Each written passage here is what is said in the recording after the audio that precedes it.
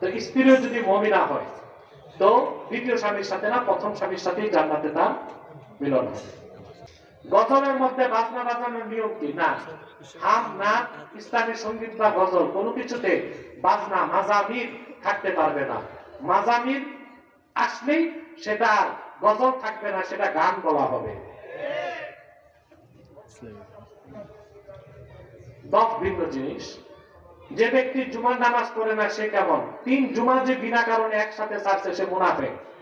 আর যে একদম জুমা পড়ে না, এবারে মুসলমান বলার আমার কাছে কোনো নিয়ম নাই।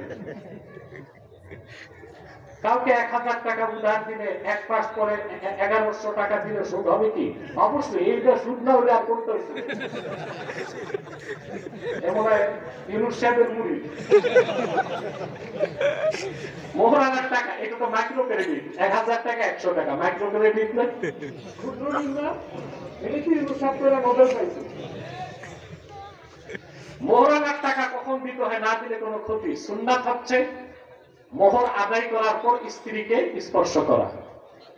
আর যদি আপনি না দিতে পারেন, মৃত্যুর আগে হলো স্ত্রীকে বুঝাই দিতে হবে।